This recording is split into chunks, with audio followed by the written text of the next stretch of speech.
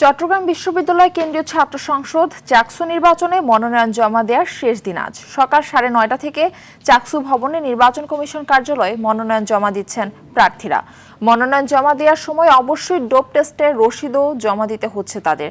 চাকসু ও হল সংসদ নির্বাচনে অংশ নিতে মোট 1162 জন মনোনয়ন সংগ্রহ করেছেন। এর মধ্যে গত 2 দিনে 371 জন জমা দিয়েছেন। বেশিরভাগ শিক্ষার্থী আজ জমা দিবেন। আদিবাসী ছাড়া কোনো সংগঠনই এখন পর্যন্ত পূর্ণ প্যানেল ঘোষণা করেনি। ভোট গ্রহণ অনুষ্ঠিত হবে 12 অক্টোবর।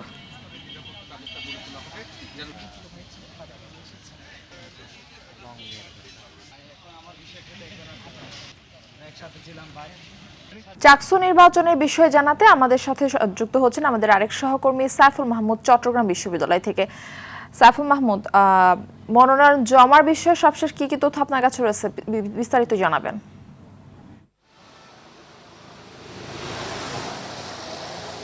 যে মারফি আসলে যেমনটি বলেছেন, চাকসুর নির্বাচনকে ঘিরে কিন্তু উৎসবমুখর পরিবেশ সৃষ্টি হয়েছে। দীর্ঘ 36 বছর পর এই চাকসুর নির্বাচন অনুষ্ঠিত হতে, বিশেষ করে সাধারণ শিক্ষার্থীরা কিন্তু আসলে এর আগে কখনো কিন্তু আসলে চাকসুর নির্বাচন দেখেনি। এমনকি চাকসুর যে একটা ভবন রয়েছে সেটাও কিন্তু তারা আসলে দেখেনি।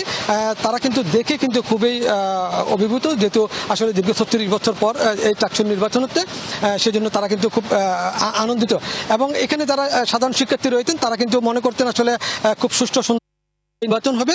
ইতিমধ্যে কিন্তু আজকেই ফর্ম জমা দেওয়ার শেষ সময় বিকাল 5টা পর্যন্ত নির্ধারণ করেছিল। গতকালই ছিল কিন্তু আসলে এটি নির্ধারণ করার, কিন্তু গতকালই ছিল আসলে জমা দেওয়ার শেষ সময়, কিন্তু নির্বাচন কমিশনের পক্ষ থেকে একদিন বাড়িয়ে আজকেই করেছে।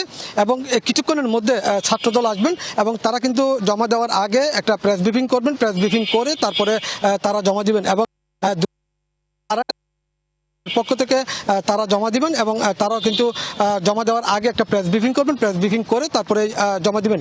এবং গতকাল পর্যন্ত ফর্ম জমা দিয়েছেন 371 জন এবং আজকে জমা দিয়েছেন মাত্র 20 থেকে 22 জন। তবে খুবই উৎসবমুখর পরিবেশ সৃষ্টি হয়েছে, যেহেতু দীর্ঘ সময় পরে আসলে এই নির্বাচন অনুষ্ঠিত হচ্ছে।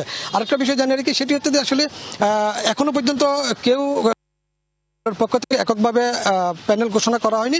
শুধুমাত্র আদিবাসী সংগঠনের পক্ষ থেকে একটি প্যানেল ঘোষণা করা হয়েছে। এবং এখানে আরও যারা ছাত্র রয়েছে তারা কিন্তু বিশেষ করে হোস্টেল যারা রয়েছে তারা কিন্তু আসলে স্বতন্ত্র প্রার্থী হিসেবে নির্বাচন করতেন। তবে সবাই প্রত্যাশা করতেন একটা সুষ্ঠু সুন্দর নির্বাচন হবে, এটাই আশা করেন। এই ছিল মারফি আমার কাছে এই মুহূর্তে সর্বশেষ সংবাদ।